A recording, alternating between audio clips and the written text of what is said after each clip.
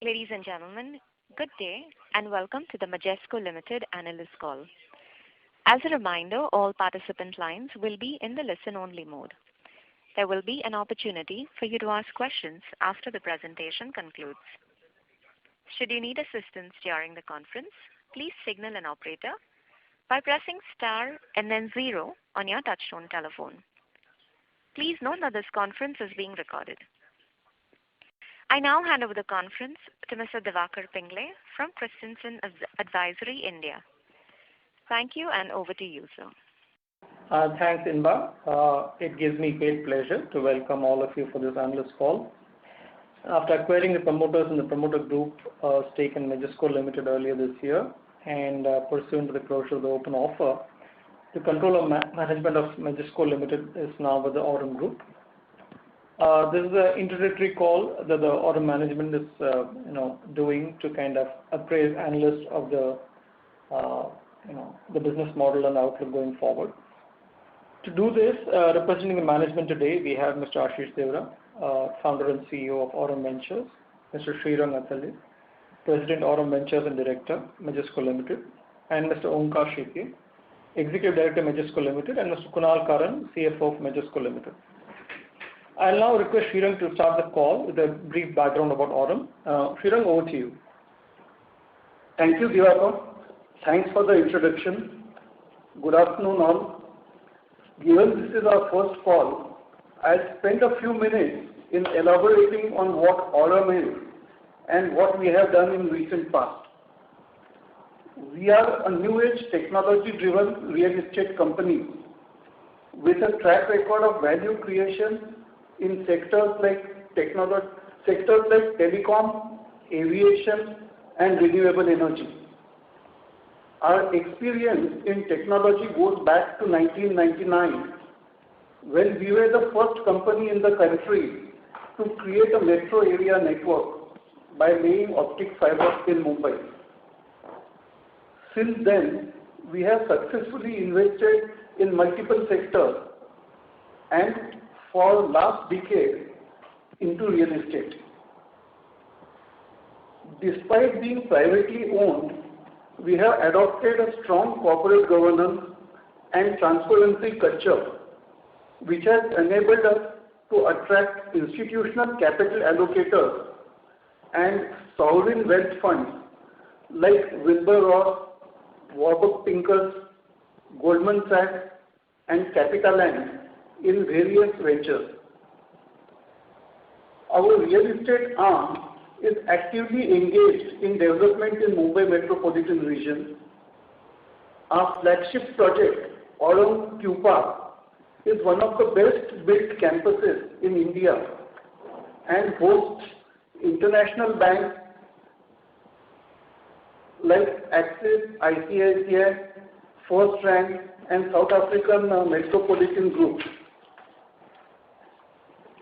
I will hand it over now to Mr. Ashish Devra, the founder and CEO of Aurum, a Harvard Business School alumnus and someone who understands technology and real estate intrinsically. Mr. Devra will elaborate on Majesco's vision for PropTech. Thank you. Mr. Devra, please. Thank you, Shri.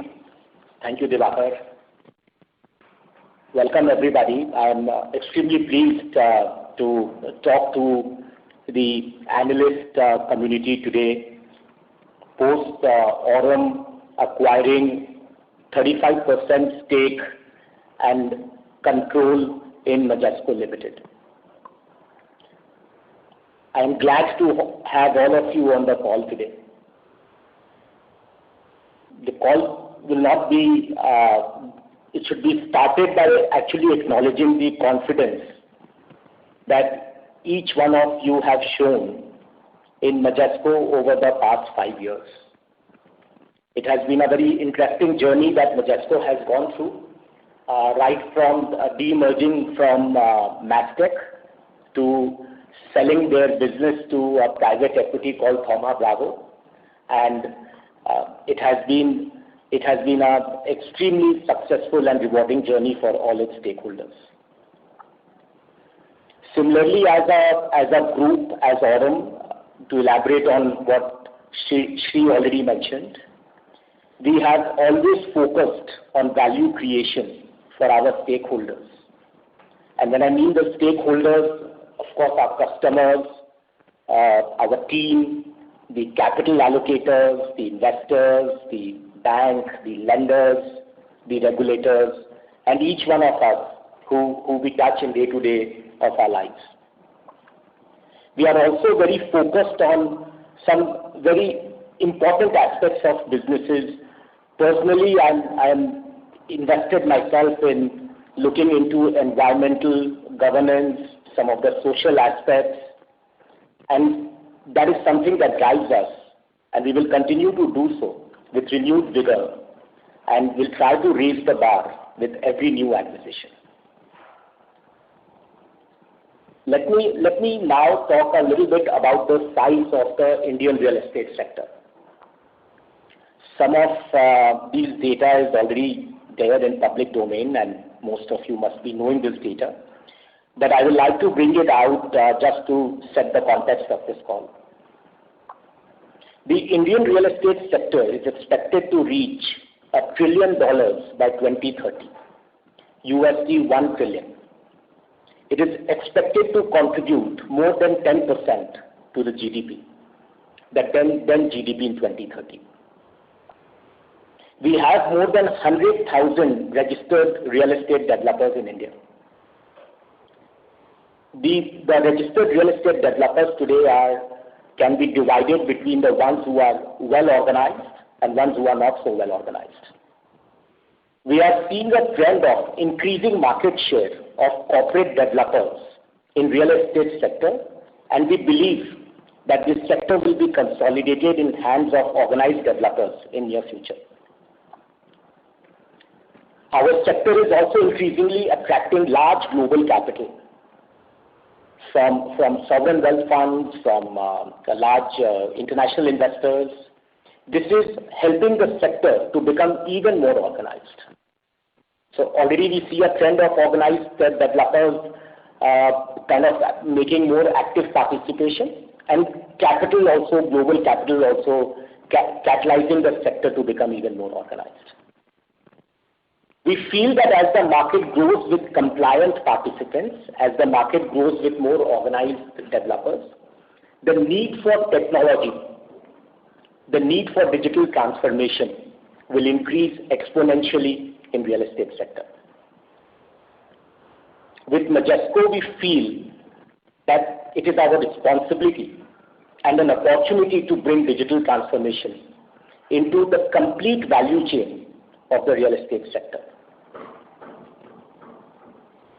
There has been, in last 5 to 10 years, a tremendous acceleration of technology adoption in India across industries. And we are all familiar with a lot of these terms like fintech, medtech, retail tech, clean tech. We have food tech, we have now edutech, femtech, and all this. Technology has played a major role in pivoting the sectors.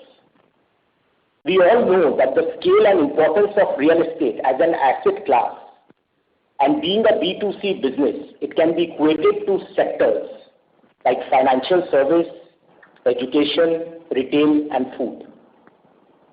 Again, over the last 5 to 10 years, we have seen extremely successful case studies in companies like Paytm transforming financial services, Byju's disrupting education, companies like Flipkart and Zomato taking on their own respective industries.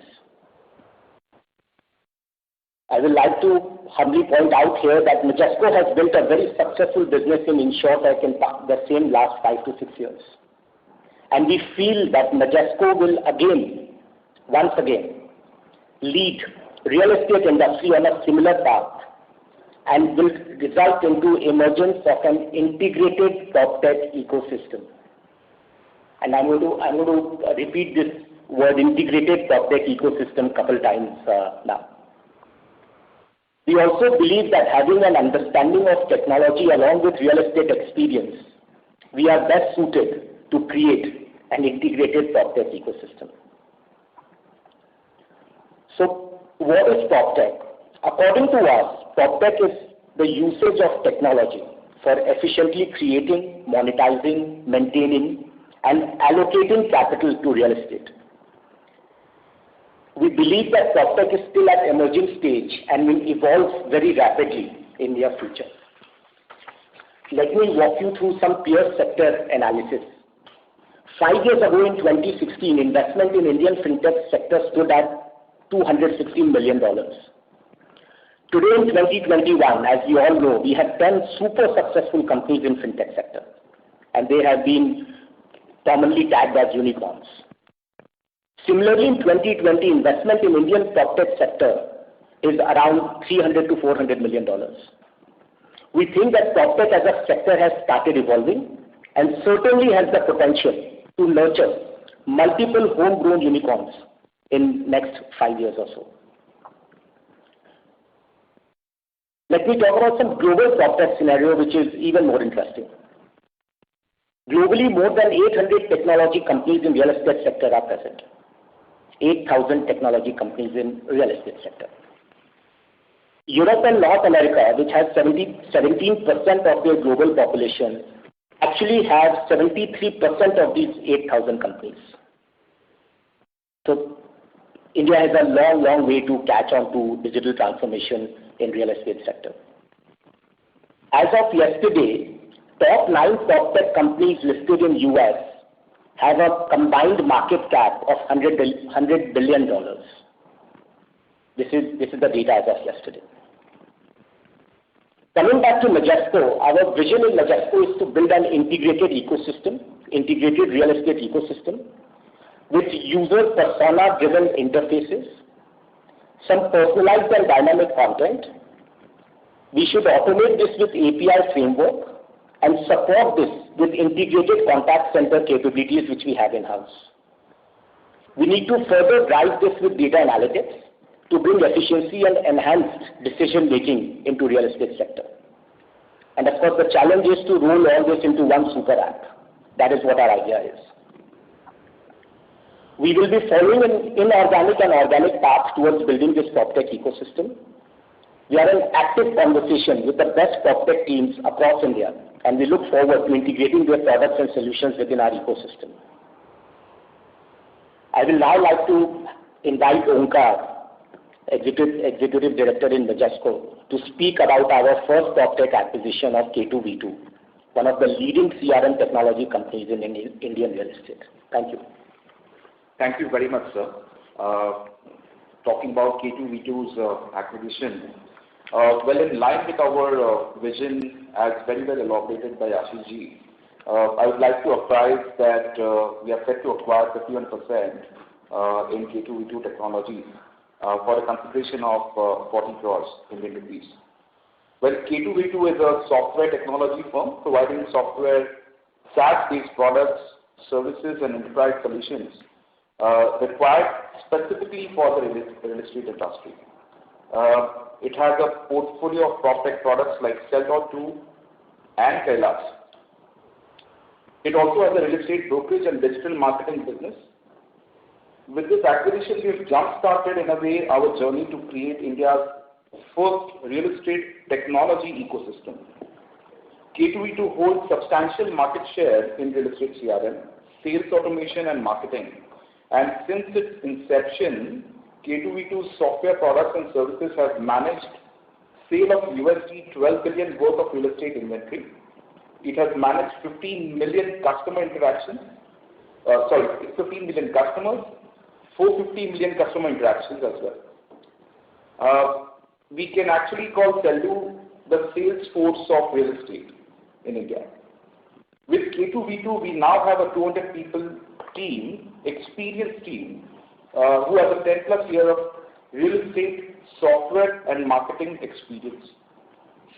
The current market size of global real estate CRM is quite substantial, and we believe that flagship products like Sell.Do and Kailash of K2V2 are mature enough to be taken to global markets. This investment is in line with Majesco's strategy to build digital transformation in real estate sector by creating a PropTech ecosystem covering customer digital journey, enterprise digital transformation, property management platform, data science and analytics, and of course, investment and financing. We are at the right time, right place, and with the right team to create a difference in real estate sector through technology. I will actually now pass on the call to the operator to open the floor for questions and answers. Thank you so much and appreciate your continued interest in Majesco Limited. Thanks a lot. Thank you very much, sir. Ladies and gentlemen, we will now begin the question and answer session. Anyone who wishes to ask a question may press star and 1 on their touchtone telephone. If you wish to remove yourself from the question queue, you may press star and 2. Participants are requested to use handsets while asking a question. Anyone who has a question may press star and 1. Ladies and gentlemen, we will wait for a moment while the question queue assembles.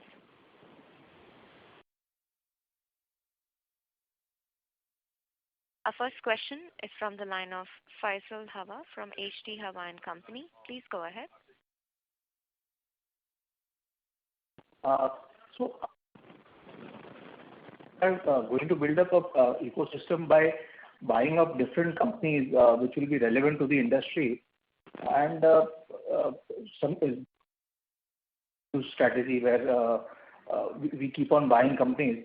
But only in the case of Byju's, they already had a good central product which worked well for 10, 12 years, and the brand was slightly established.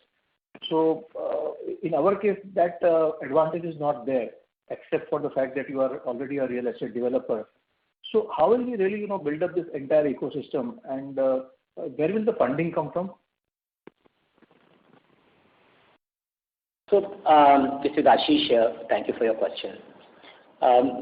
What I understood was that your question is around how are we going to build this ecosystem? Is that correct? Because there was some disturbance in your line. Will we be building it up organically, or it will be more inorganic, and then we find synergies between the companies? Right. So look, I think the way we see the business currently is the business has 3 layers. The first layer is the interface, which is really the app, the portal, the journey of the user persona. That is the first layer, and that is what we are currently building. And we want to completely sort of actively build that in-house and manage that. Then under that is the businesses, right? So for example, you have a customer side business, you have a developer side business, you have aggregator side business, and things like that. For example, K2V2, one of the acquisitions that we have done, that is on the customer side because it's a CRM software. So that's the second layer, which we are getting more and more inclined to buy rather than build, simply because we have some very, very smart teams and very smart products that are currently in touch with us. So that's the second layer. And the third layer, the bottom layer on this, is the data layer, right? That how are we integrating data to the entire ecosystem, which is the data engine that we are looking to build that in-house as well. So to answer your question, it's a mix of organic and inorganic, where the first layer and the last layer of interface and data is something that we will like to build and manage in-house. And on the companies, we are happy to buy some smart teams, smart products, and smart companies.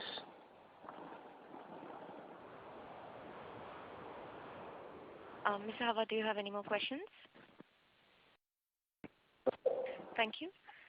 We'll move to our next question. That's from the line of Arun Malhotra from CapPro Capital. Please go ahead. Yeah, good evening. Wanted to check couple of things. One was, what were the sales or revenues for Kailas and Sales2.com? That's one. Second is, can you, take us through one of the projects? What was our role? How we were able to increase the sales of a real estate project? And what are our revenues linked as a percentage of sales or as a fixed revenue for the real estate developer? So that's one part of the question. So, good evening. The revenue for Sell.Do is 20 crores for the last year, out of which 13 crores comes out of the CRM license revenue, and around 7 to 8 crores comes in from the marketing services that they do for their clients. These are all SaaS-based revenue, so they are not linked to any sales. Of course, the larger clients need more functionality of the product, and that is why they need to pay more per subscription. But essentially, it's not connected with any of the sales value.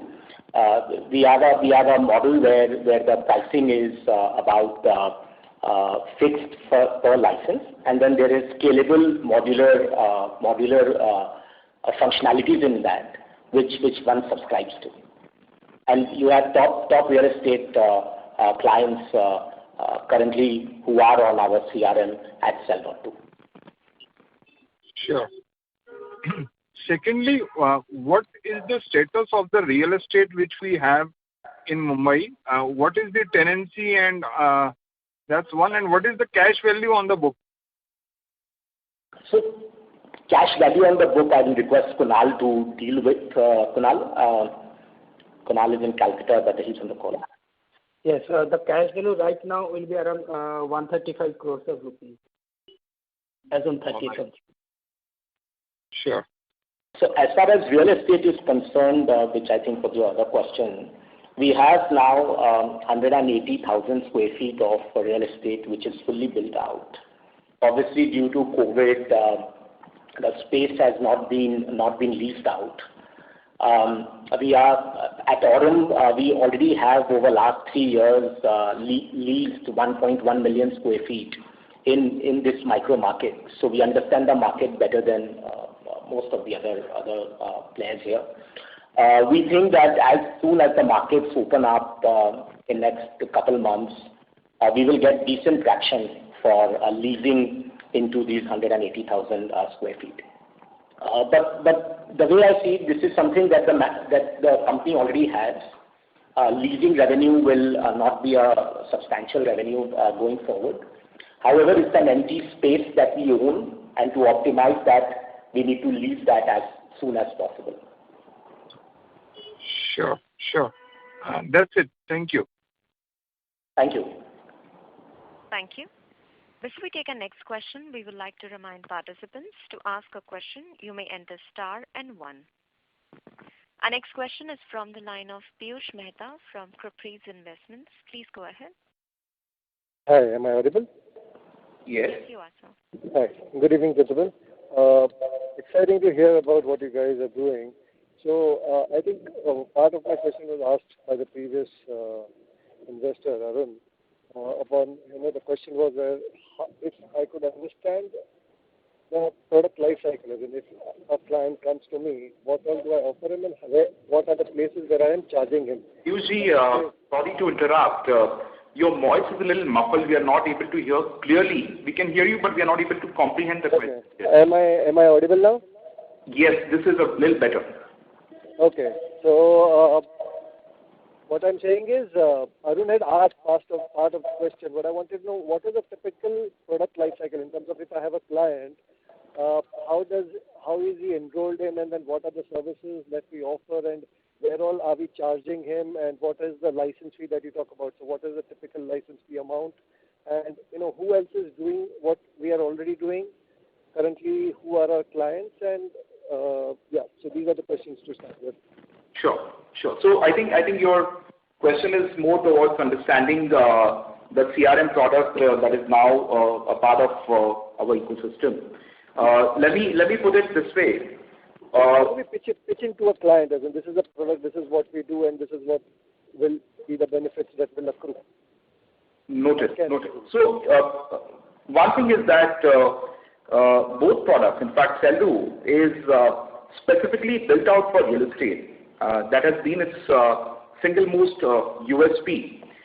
We've seen a lot of CRMs which are deployed with real estate players, but they're not specifically built to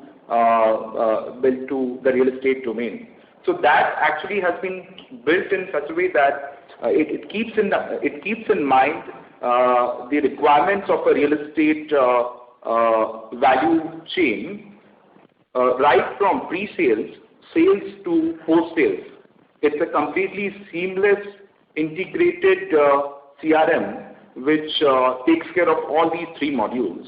And this is also modular in such a way that if a player or if a client wants to obtain or opt for only a specific module, he can opt for a specific module, let's say a pre-sales, let's say a sales or a post-sales.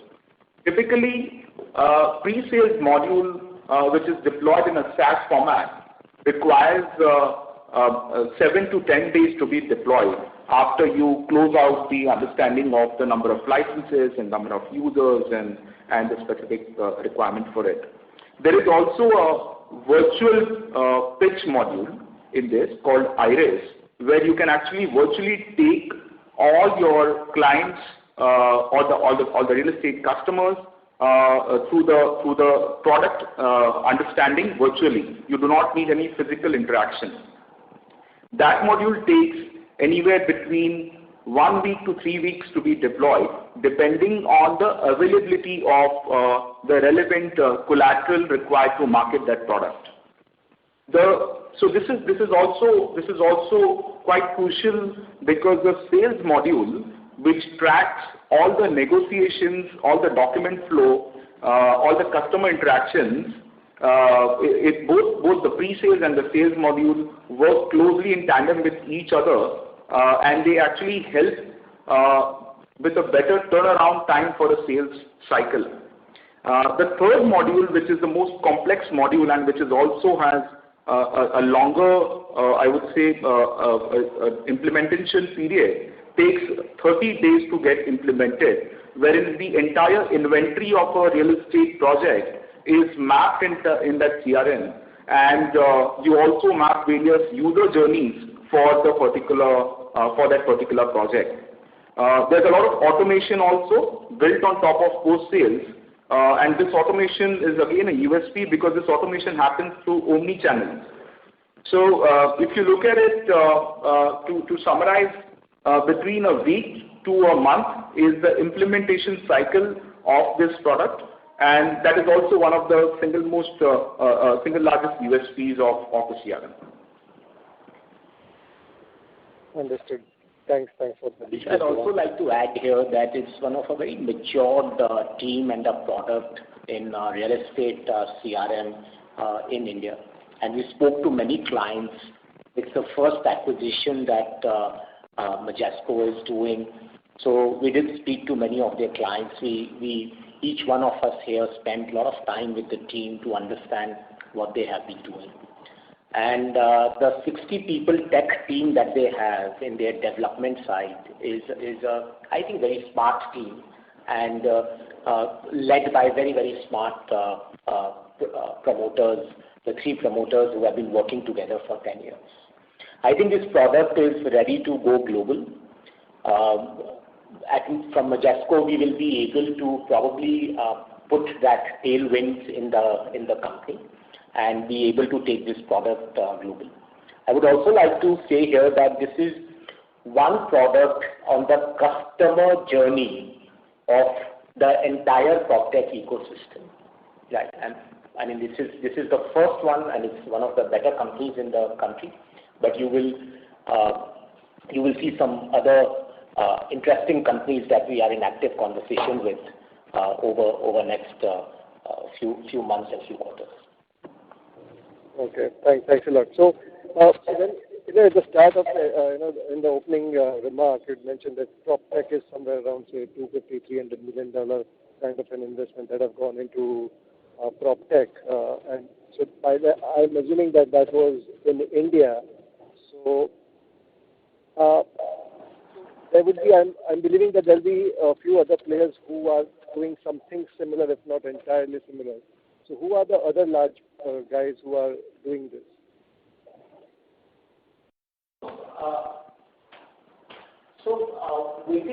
Within India, there are companies which are creating specific modules and specific products across different journeys.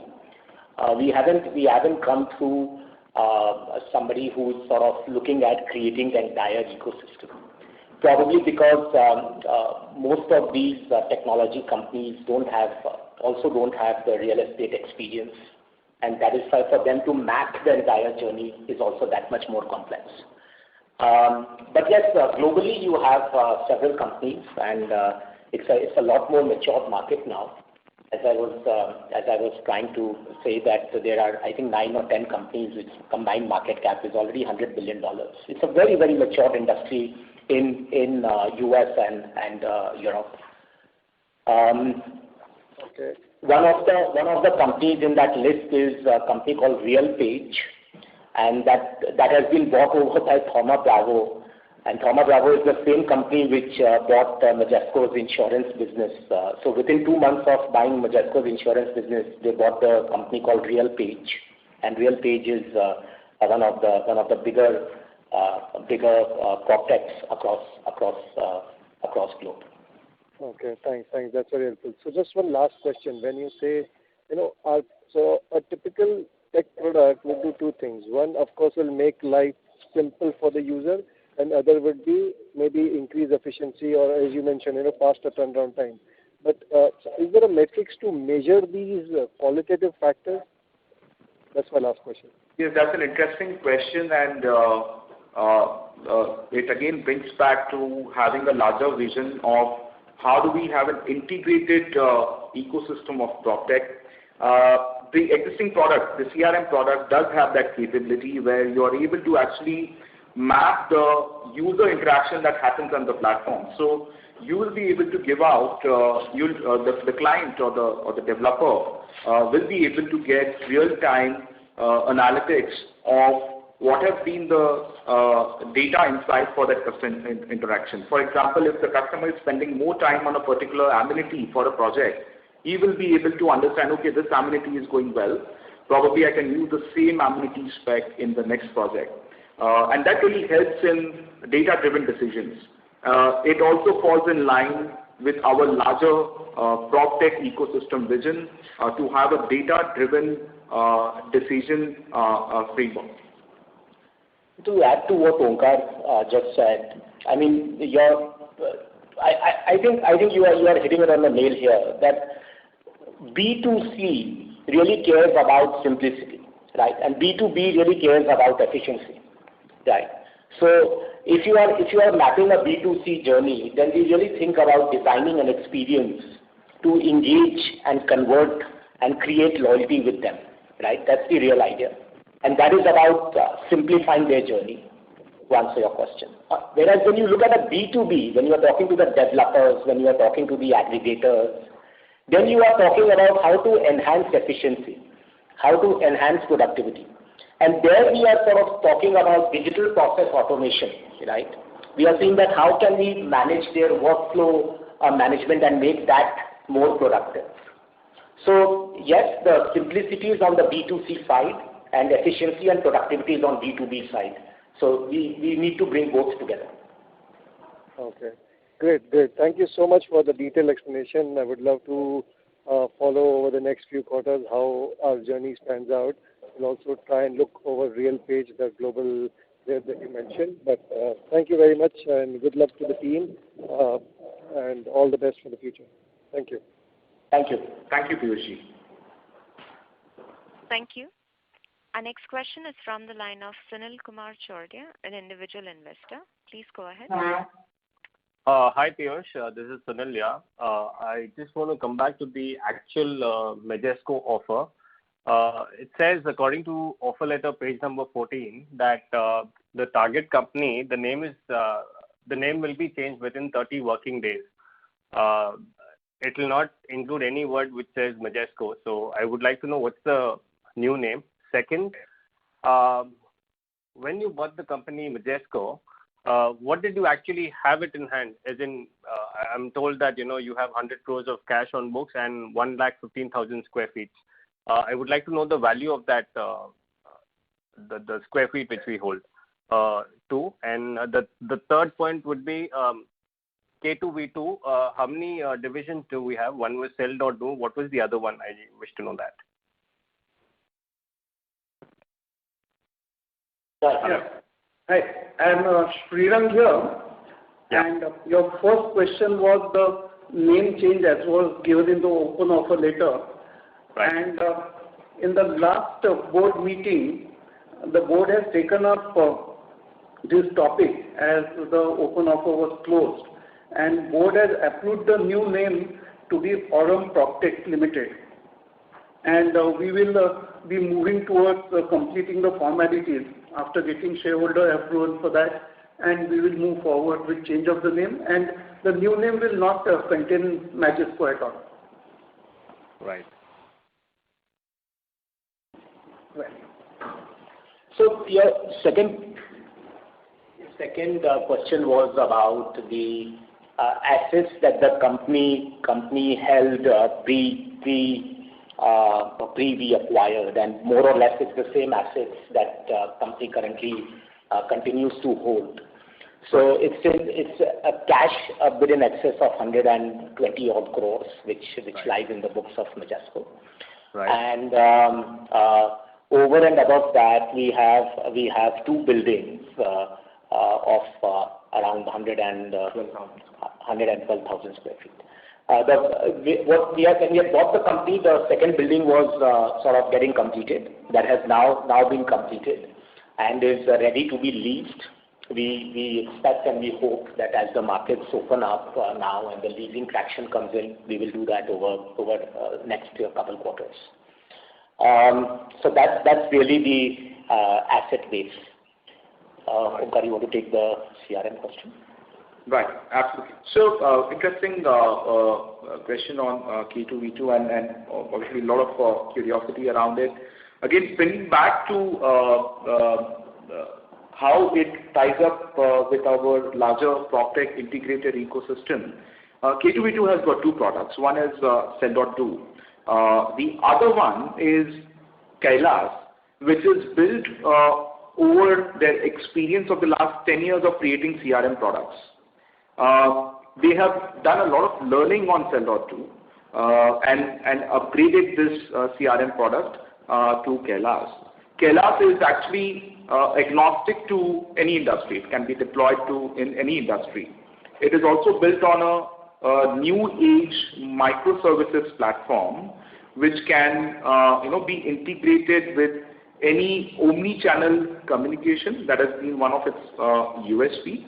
It has got inherent communication channels where multiple users can interact and use it at the same time. It does not have a cap on usage in terms of number of users.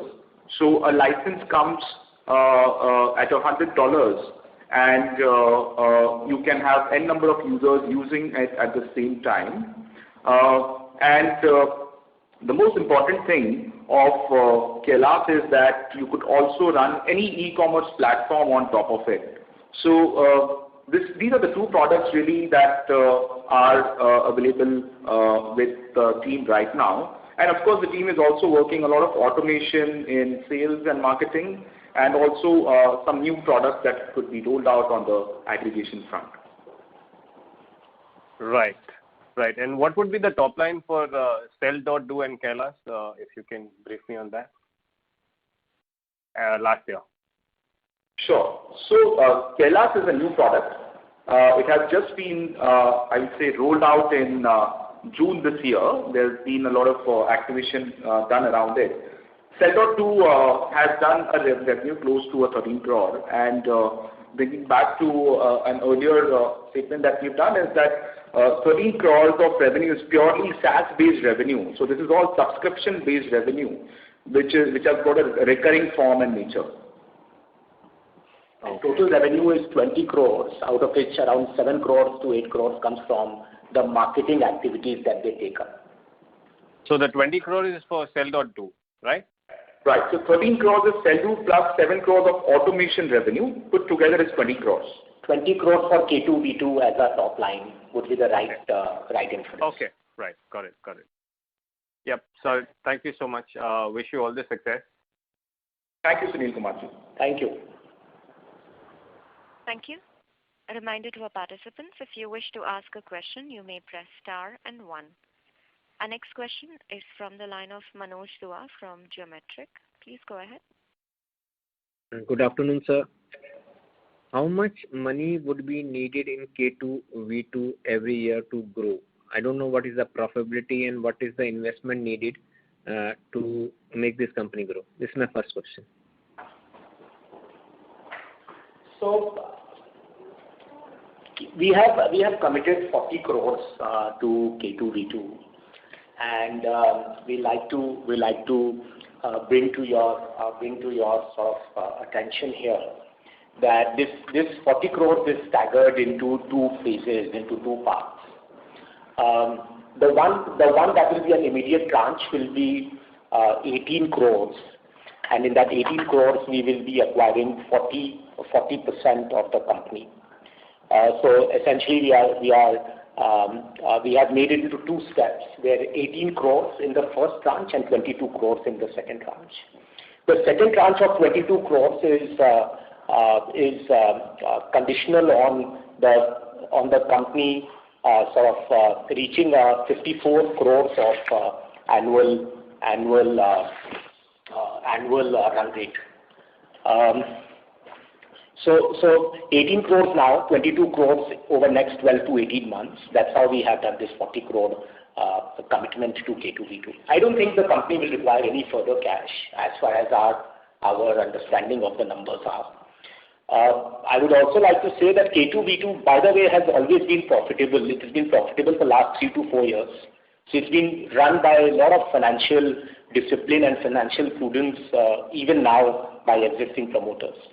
I think just to scale up the products and scale up the markets, scale up the geography, they needed growth capital, and that is how we have committed this 18 plus 22 crores in two tranches. And as you would calculate, 18 crores for 40% and then 22 crores for 11% is something, in a way we have mitigated this 40 crores also into two different buckets.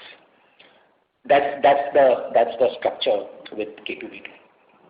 Wait, and what would be our rental income after leasing all the land we have? Or approximately just what would be the amount? Very, very difficult question considering what is going on in the market currently. But look, you can estimate a retail rental income of 50 rupees as a thumb rule in this micro market. On a good market, on a good month, on a good day, you can probably get 10% more. On not such a good quarter, you could probably go 10% lesser. But I think 50 rupees is a good ballpark number for rental in Navi Mumbai and the Mape region. This is one of the more matured campuses in Navi Mumbai. So we think that we will be able to sort of get at least a 50 rupee as and when we lease out. And we have total leasable area around? The total leasable area is around 1,12,000 square feet. Okay. Do we have further any plan in residential real estate? No, there is no plan of doing any residential real estate in Majesco. We think that Majesco's real strength and value creation over next few years will come from its asset-light strategy, from creating digital transformation, from creating a PropTech ecosystem. Getting into residential real estate will dilute our focus and divert our vision, and we will like to stay away from that. Okay, my last question would be, any change in organization, any good hirings for regarding this? No, absolutely. I mean, we have very aggressive hiring plans over next 6 months or so. Also, some of our Aurum team members have moved to Majesco, who are well suited to transition this company into a technology company. We have aggressive hiring strategy over next 6 months, I would say. Okay, thank you and best of luck. Thank you. Thank you. Our next question is from the line of Faisal Hawa from HT Hawa & Company. Please go ahead. Mr. Hawa, may we request you to unmute your microphone? Your device. And hello, can you hear me now? Yes. Yes. So, what kind of, C-level executives would you need to, really execute your plan to its, absolute success? Because this kind of ecosystem would be very difficult to find in India, because the industry is not very well developed. C-level executives to put together for this kind of an ecosystem. As you have rightly pointed out that in India we are the first to implement this kind of an ecosystem here, and something like this really doesn't exist in India. So we are in touch with multiple options, and as the plans are evolving, we are going to recruit somebody at C-level, but it's a very important recruitment decision. So it will not be taken in hurry, but definitely when required, we will recruit the appropriate levels required into the company. As Mr. Devara said, we have a very aggressive plan to recruit the best talent, and we will move forward with that. Look, to add to what Shri just said, this is a young business. Right? This needs to be a flatter organization. I mean, we all need corner offices, we all need C-suite offices, but we have a big IIT team now working with us. What we are trying to really do is, considering that we have an opportunity to build something new, we have an opportunity to build something young. We could always look at a flatter structure with not so heavy on the C-suite level. Of course, you need experience. Of course, you need to bring a structure to the organization, and we would like to balance that out. But essentially, if you see the teams, the way we are sort of progressing now, it's the investment team, then there is a data science team, and then there is a digital experience team to service all what we are doing, and then there is a product development team, right? And if you think about it, all these are not really very C-heavy businesses, right? As much as we have grown at Aurum in last few years, we have always kept it a challenge to keep the organization flat. And I hope that we are able to continue that same culture in Majesco as well. You've been a property developer yourself in India last 3-4 years, and you've had a fair amount of international experience also. So, what are the top 3 problems that Aurum technology or Majesco would like to solve for you as a property developer, because you would be aware of both sides of the game now? So, we have now been in this business for 12-13 years. And it's actually pointing out 3 to 4 problems is really a tough one. We thought that we came from technology background, and we are engaging the best team, and we are engaging the best tools to capture data. And I can tell you that even despite me pushing so hard, this sector just doesn't have the culture of using technology and having data. So the problem statements are everywhere. If you want to start from a developer point of view, developers design and developers sale dockets, they don't talk to each other, right? Because what you have designed, and by the time you build that, and by the time you sell that, there is a disconnect in that. And sometimes people do it not for such good reasons, but most of the time there is just a genuine disconnect. Also, when you look at the buyers, there is 42 months of unsold inventory now in residential real estate, at least till 6 months ago. Now, of course, post-COVID, a lot of sales have happened, and this unsold inventory number has come down. But if you see the sales total brokerage that is being paid out is something like 5 to 6% now on an average, including the cost for digital marketing. To give you some data, we have, I think last year we sold some 370,000 crores of inventory, and brokerage that has been paid is in excess of 20,000 crores. So you know, I mean, we had travel agents earlier, right? I mean, if we needed to book, we needed to pay through the travel agent, and the carrier used to pay them 7%, right? Even now, that's happening in the real estate industry. Of course, the brokers and the channel partners play a very, very important role in real estate industry. So it's not that they will go out of the value chain, but the moment you start making decisions based on data, based on technology, that sector will change a little bit as well. Now, when you look at the property management side, right, we have no data on how much energy efficiency is happening across campuses, across geographies, etc. So I can put this into 4 different buckets: one on the customer side, one on the developer side, one on the property management side, and one on the financing side, and list 2-3 problems on that which we are trying to deal with.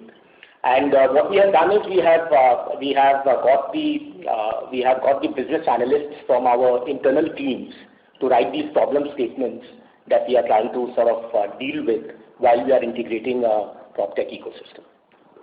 To add to it, one thing that has definitely changed pre and post-COVID is the adoption of technology on both sides, the consumer side, the B2C side, the B2B side, and the B2B2C side. So that is going to really accelerate adoption and requirement for an integrated PropTech ecosystem. Developers who shied away from technology because they just did not understand technology a lot. Now the need of the hour for them is to embrace technology because of COVID. Also, now the buyers have become millennials, right? So they really don't want to visit 4 times to a campus to make a decision.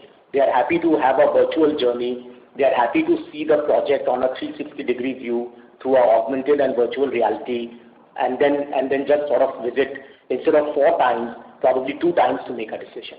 So all these behavioral changes will happen, and there will be companies like Majesco who should be trying to lead this change.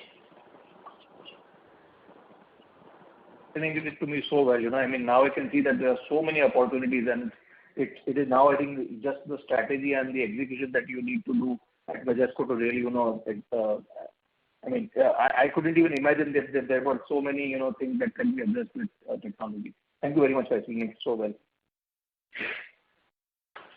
Thank you. Our next question is from the line of Malvika Mani from Enterprises Story. Please go ahead. Hi, good evening. My question is around how the acquisition would work. Would the K2V2 team be working with Majesco, or would they transfer their assets? And secondly, is Majesco looking to acquire new companies, or would they be developing new products for the digital ecosystem you have been talking about? Thank you.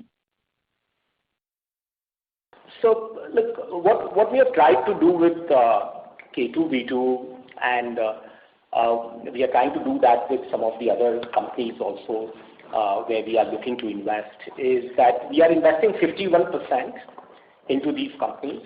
I think the teams are very, very smart teams. They are very mature teams. They continue to own 49%. The promoters continue to own 49%. So they are well incentivized to run the business very efficiently and to ensure that the product roadmap and the revenue roadmap is well aligned with the overall strategy of Majesco. What we want to do by putting in the 51% investment is to infuse a growth capital, have a strategic direction to the company. We want to ensure that we bring even more financial discipline in their businesses and integrate that with the Aurum PropTech ecosystem, the Majesco ecosystem. So essentially, that is the real plan, that the entrepreneurship of these companies are not stifled by buying 100% into them. And at the same point of time, with a substantial shareholding of 51%, you are able to drive strategic direction to the company. That is what we are trying to do by having a magic number of 51%. What's the second question? There is, to answer your second question, there's actually a lot of work happening across the country in the PropTech segment, and a lot of work happening in all the areas that we are keen to integrate into our ecosystem. We do understand and recognize that the growth is going to be in an inorganic way by acquiring smart companies and smart teams with good products across the country.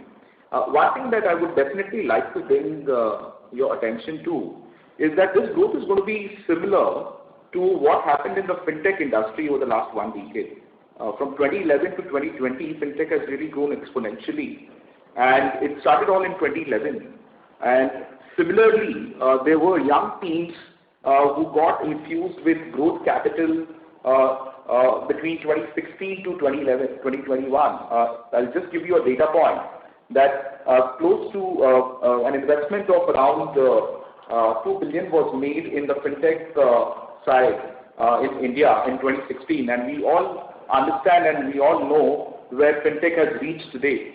So if we draw a parallel to an industry which is PropTech, which is basically taking tech to real estate, I think we are looking at a large growth story here.